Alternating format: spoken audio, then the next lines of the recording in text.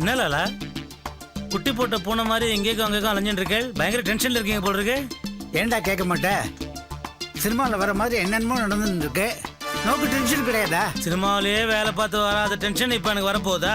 என்ன பூஜா பரத் மேட்டர் தானே சொல்றேன்? ஆமாம் மது, கடைசியில் பூஜா தேடி வந்த ரிலேஷன் நம்ம பரத் தானா. கையில் வெண்ணெய் வச்சுட்டு நெய்க்கு அலைவோம் பால அந்த மாதிரி ஆயிடுது. பூஜா யாரை தேடி சிங்கப்பூர்லேயே வந்தாலோ அந்த பரத்தை அவளை ஆக்சிடென்ட்லேருந்து காப்பாற்றி காம்பவுண்டுக்கும் கூட்டிகிட்டு வந்து ஒன்றாவே ஒரே வீட்டில் இருந்தாலே விதி 2 பேர் கண்ணையும் மறைச்சு கொடுத்தேன். விதி எல்லார் கண்ணையும் மூடி மறைக்கலாம். ஆனா அப்ப கூட நம்ம 2 பேரும் தெளிவா தானே இருந்தாளா? என்ன முழிக்கிறேள்? புரியலையா? பூஜாக்கும் பரத்துக்கும் இருக்கிற ரிலேஷன்ஷிப் இப்பதான் மத்தவளுக்கு தெரியும். ஆனா அது தெரியாமையே நம்ம 2 பேரும் அவளுக்கு முடிச்சு போட இருந்தோம் இல்லையா? அதான் அவ 2 பேரும் ஒண்ணு சேர்க்க ட்ரை பண்ணுமே, அதை சொல்றேன். ஆமா, இது தெரியாம மத்தவெல்லாம் நம்மள பிரம்மஹத்தி தண்ட சோறுன்னு கரிச்சு கொட்டினான். அவளை சொல்லி தப்பு இல்லை வை, அவளுக்கு மூளை அவ்வளவுதான். ஆனா உண்மையிலேயே சொல்ல போனா நம்ம 2 பேர் தான் ஜீனியஸ். ஜீனியஸ் என்ன genius?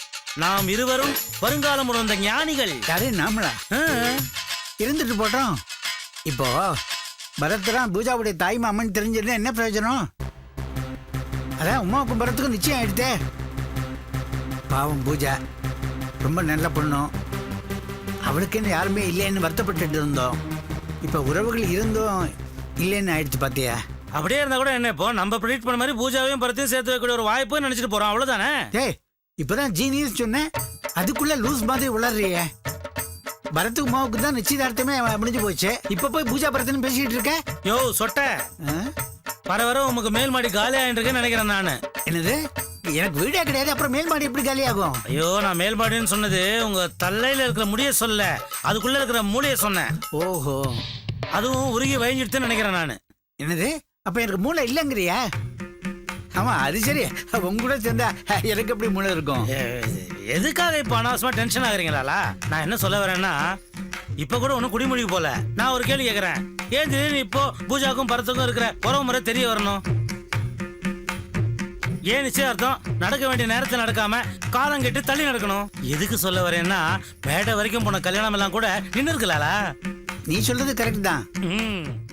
Excuse me madam, coffee. என்ன பரத், நீங்க கேட்டிருந்தா நானே காஃபி போட்டு கொண்டு வந்திருப்பேன்ல. அட, நீங்க முன்ன வெறும் ஃப்ரெண்டு மட்டும்தான், அதனால உங்ககிட்ட உரிமையா வேலை வாங்கலாம். ஆனா இப்ப நீங்க அப்படியா சொந்தக்காரங்களாயிட்டீங்க. அதுலயும் என் மாமா பொண்ணு வேற. உறவுக்காரங்க, உங்களுக்கு செய்ய வேண்டியது என்னுடைய கடமை இல்லையா? ஒடிங்க. ரொம்ப சந்தோஷமா இருக்கு பரத்.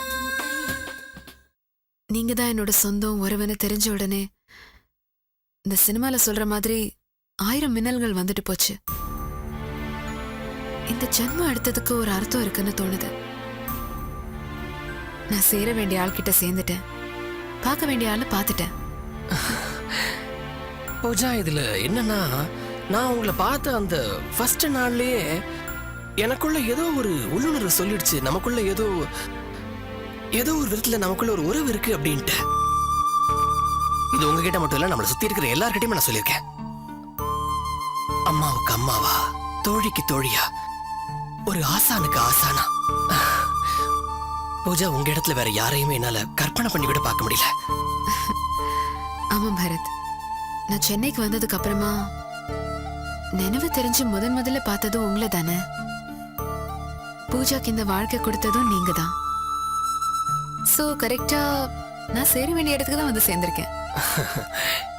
இதுல என்ன வேடிக்கைன்னா, நீங்க சிங்கப்பூர் போனீங்கல்ல, அப்ப நான் உங்க கூட வந்திருந்தேன்னா நம்ம சொந்தக்காரங்கிற விஷயம் வந்து அப்பவே நமக்கு தெரிஞ்சிருக்கும். ஆனா பாருங்க, அப்ப எனக்கு ஷூட்டிங் இருந்துச்சு. அதனாலதான் நான் உங்க கூட வராம உமா உங்க கூட அனுப்பிச்சு வச்சேன். அடா, அதாவது பரவாயில்ல. நீங்க கும்பகோணத்துக்கு போனீங்களே, என்ன பாக்குறதுக்கு என்ன தேடி தானே போனீங்க. அப்போது நான் கூட வந்திருந்தேன்னா அப்பவே ஒண்ணு தெரிஞ்சிருக்கும். அதுலயும் வேடிக்கையை பாருங்க, நீங்க வந்து என்ன தேடி என் வீட்டுக்கே போயிருக்கீங்க, குருக்களை பாத்திருக்கீங்க. அப்ப நான் வந்திருந்தா கூட ஈஸியா கண்டுபிடிச்சிருந்துக்கலாம். அப்பவும் பாருங்க, சினிமா ஷூட்டிங் இருந்துச்சு. எங்கெங்கயோ போய் என்னென்னமாய் கடைசியில உமாவுடைய சித்தப்பா சொல்லிதான் நமக்கு இந்த உண்மை தெரியணும்னு இருந்திருக்க.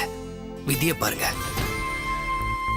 ஏன் பரத், சிங்கப்பூர்ல நம்ம உறவுக்காரங்க இருக்காங்க, அவங்கள போய் பார்க்கணும்னு ஒருத்தர கூட உங்களுக்கு தோணுது இல்லையா? இல்ல பூஜா, சின்ன வயசுல அம்மா தான் எப்போவாவது சில சமயம் பேசுவாங்க. தன்னுடைய பிறந்த வீட்டு சொந்தம், தனக்கு அண்ணன் ஒருத்தர் இருந்தாரு அப்படின்னு. அது கூட பாத்தீங்கன்னா அப்ப நான் ரொம்ப சின்ன பையன், தெளிவா ஞாபகம் இல்ல. எப்பவாவது அந்த நினைவுகள் அப்படி இப்படி வந்துட்டு போகும். எங்க வாழ்க்கை தான் அதோடைய வேகத்துல அப்படியே போகும்போது ஏகப்பட்ட திருப்பங்கள், எத்தனையோ தடுமாற்றங்கள். பூஜா, எங்க குடும்பத்திலயும் கஷ்டம் வந்துச்சு. உங்க அப்பா வாழ்க்கையில எப்ப உயர ஆரம்பிச்சாரோ கிட்டத்தட்ட அதே சமயத்துல எங்க குடும்பம் தாழ ஆரம்பிச்சது. எப்ப செலவுக்கு பணம் கேட்டாலும் அப்பாவும் தாத்தாவும் கேட்டதுக்கு மேலேயே பணத்தை அள்ளி கொடுப்பாங்க. அப்படிப்பட்டவங்க ஒரு கட்டத்துக்கு மேல எதுக்கு பணம், ஏன் செலவு ஏன் இவ்வளவு ஆகுது இப்படிலாம் கேள்வி கேட்க ஆரம்பிச்சாங்க. அப்பதான் புரிய ஆரம்பிச்சது குடும்பத்துல கஷ்டம் பணம் இல்லைங்கிற விஷயம். சுதாரிக்கிறதுக்கு முன்னாடியே ஃபேக்டரி கடல்ல மூழ்கிடுச்சு. முதல்ல தாத்தா இறந்தாரு, அதுக்கப்புறம் அப்பாவும் அம்மாவும் இறந்து போனாங்க. உலகமே எனக்கு இருட்டாயிடுச்சு, என்ன பண்றதுன்னு தெரியல. அதுக்கப்புறம் அந்த ஊர்ல என்னால இருக்கவும் முடியல. சுத்தி வர தனக்கு யாரும் இல்ல அப்படிங்கிற சூழ்நிலை வரும்போதுதான் உங்க அப்பா எல்லாரையும் வெறுத்து சிங்கப்பூருக்கு போனாரு. கிட்டத்தட்ட நானும் அதே சூழ்நிலையில தான் ஊர்ல இருந்து சென்னைக்கு வந்தேன். இங்க வந்ததுக்கு அப்புறம் அடுத்த வேளை வாழ்க்கை நடத்துறது பெரிய போராட்டமா எனக்கு போயிட்டு இருந்துச்சு. அதனால சொந்தங்களை பத்தி யோசிக்கிறதுக்கு எனக்கு கொஞ்சம் கூட நேரமே இல்லை. ரொம்ப யதார்த்தமா பேசுறீங்க பரத். ஆனா எனக்குள்ள உறவுகளை பத்தின தவிப்பு எப்பவுமே இருந்திருக்கு. அப்பா அம்மா மரண படுக்கையில இருக்கும்போதுதான் என்கிட்ட அவங்க பூர்வீகத்தை பத்தியே சொன்னாங்க. அவங்க உயிரோடு இருக்கிற வரைக்கும் பாசமே இல்லாம பணம் பணம் அலையிற கூட்டமா தான் நான் அவங்கள நினைச்சிட்டு இருந்தேன். ஆனா ஒரு காலகட்டத்துக்கு மேலதான் தெரிஞ்சது அந்த பணத்துக்காக அவங்க எவ்வளவு கஷ்டப்பட்டு இருந்தாங்கன்னு. அவங்களே போயிட்டாங்க. அதுக்கப்புறம் நான் சிங்கப்பூர்ல இருந்து என்ன பண்ண போறேன்? அதனால்தான் என் உறவுகளை தேடி சென்னைக்கு வந்தேன். சரி பூஜா, விடுங்க. இனிமே நாம அதை பத்திலாம் பேசிட்டு இருக்க வேண்டாம். அந்த கஷ்ட காலத்தெல்லாம் ஏதோ ஆண்டவ முன்னிட்டு நாம கடந்து வந்துட்டோம். சோ இனிமே தயவு செஞ்சு நீங்க அதை பத்திலாம் பேசாதீங்க. என்ன நீங்க போங்க வாங்கன்னு பேசிட்டு இருக்கீங்க? நான் உங்க மாமா பொண்ணு தானே? வாய் நிறைய வாடி போடின்னு கூப்பிடுங்க. அது என்னமோ வரல எனக்கு. சரி பூஜா, இனிமே நீங்க என்ன பண்ண போறீங்க சொல்லுங்க. பரத், இப்பதானே சொன்னேன். சரிங்க. ஓ, சரி டி, என் மாமா மகளே, போதுமா? சரி, நீ இனிமே என்ன பண்ண போற சொல்லு. நான் என்ன செய்யணும்னு நீங்க நினைக்கிறீங்க? லைஃப்ல எப்படி செட்டில் ஆக போற, என்ன பண்ண போற, எப்ப கல்யாணம் பண்ணிக்க போற அதை சொல்லு. கடவுளோட புண்ணியத்துல என்னோட ஆசைகள் கனவுகள் எல்லாம் நிறைவேறிக்கிட்டே வருது. இதெல்லாம் முடிஞ்சதுக்கு அப்புறம் சிங்கப்பூர்ல எனக்கு சில வேலைகள் இருக்கு. அங்க போயிட்டு வந்துட்டு நீங்க சொன்னதை பத்தி முடிவெடுக்கிறேன். உங்க நிச்சயதார்த்தம் தான் பார்க்க முடியல, கல்யாணத்தையாவது நான் கண்டிப்பா பார்க்கணும், அதை மிஸ் பண்ண கூடாது. ஹலோ ஹலோ, நான் என் கல்யாணத்தை பத்தி பேசல. நான் பேசிட்டு இருக்கிறது உன் கல்யாணத்தை பத்தி. பாரு, நான் ஃப்ரெண்டு மட்டும் இல்ல, நான் உன்னுடைய மாமா. எனக்கு அதிகமான உரிமை இருக்கு உன்னுடைய விஷயத்துல. இந்த விஷயத்த நான் சொல்றபடி நீ கேட்டுதான் ஆகணும். ஓகே? சரிங்க மாமா அவர்களே, நான் சிங்கப்பூருக்கு போயிட்டு வந்த உடனே நீங்க சொன்னதை கேக்குறேன். போதுமா? உன்னை பார்க்கும்போது எனக்கு எவ்வளவு சந்தோஷமா இருக்கு தெரியுமா? எங்க குடும்பத்திலயும் சரி, நம்ம காம்பவுண்ட்ல இருக்கிற மத்த ஃபேமிலிலயும் சரி, எல்லாருக்கும் ஒண்ணு மாத்தி ஒண்ணு நல்லதா தான் நடந்துட்டு இருக்கு. உங்க நிச்சயதார்த்தம், பரத் தான் பூஜாவோட தாய் மாமன்னு தெரிஞ்சது, நம்ம எல்லாம் பழைய மாதிரியே ஒரே அபார்ட்மெண்ட்ல போய் ஒன்னா வாழ போறது, இதெல்லாம் நினைச்சா எவ்வளவு சந்தோஷமா இருக்குல்ல உமா? ஏ உமா, நான் உங்ககிட்ட தான் பேசிட்டு இருக்கேன். என்னமோ நீ கடல்ல விட்ட கப்பல் காணா போன மாதிரி எதையோ யோசிச்சுட்டு இருக்க. என்ன விஷயம்? ஆமா மாமி, நடந்த வரைக்கும் எனக்கும் சந்தோஷம்தான். ஆனா ஆனா என்ன ஆனா உமா? நடந்த சில சம்பவங்களை நினைச்சு பார்க்கும்போது இதெல்லாம் ஏன் இப்ப நடக்கணும், இல்ல இதெல்லாம் இப்ப நடக்கிறதுக்கு ஏதாவது காரணம் இருக்குமா, அப்படி இப்படின்னு மனசுல ரொம்ப குழப்பமா இருக்கு மாமி. நடந்ததை நினைச்சு சந்தோஷப்படுறதா, இல்ல நடக்க போறது என்னன்னு தெரியாம கவலைப்படுறதானே தெரியல. உமா, நடந்தது எதுவுமே தப்பா நடக்கலையே, எல்லாமே நல்லதா தானே நடந்திருக்கு.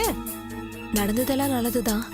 அது ஏன் கொஞ்சம் முன்னாடியோ இல்ல கொஞ்ச நாள் பின்னாடியோ நடந்திருக்க கூடாதுன்னு தோணுது. அடியா சரே, அதெல்லாம் நம்ம கையிலயா இருக்கு. எது எப்ப நடக்கணுமோ அப்பதான் அது நடக்கும். அதேதான் நானும் சொல்றேன் மாமி. இப்ப இதெல்லாம் நடந்திருக்குன்னா அப்போ இனிமே வேற ஏதோ நடக்கணும் தானே ஆண்டவன் நினைக்கிறான். அப்படித்தானே? இங்க பாரு உமா, நீ டைரக்டருக்கு பொண்டாட்டியாக போறவதான். அதுக்காக நீ சொல்ற விஷயத்த ஒரே லைன்ல சொல்லணுங்கிறது இல்ல. எனக்கு புரியுற மாதிரி கொஞ்சம் விளக்கமா சொல்லு. பூஜாக்கு உறவுன்னு சொல்லிக்க யாருமே இல்லைன்னு நம்ம நினைச்சு கவலைப்பட்டுட்டு இருக்கும்போது பரத் தான் பூஜாவோட உறவுன்னு நமக்கு எல்லாருக்கும் தெரிய வந்திருக்கு.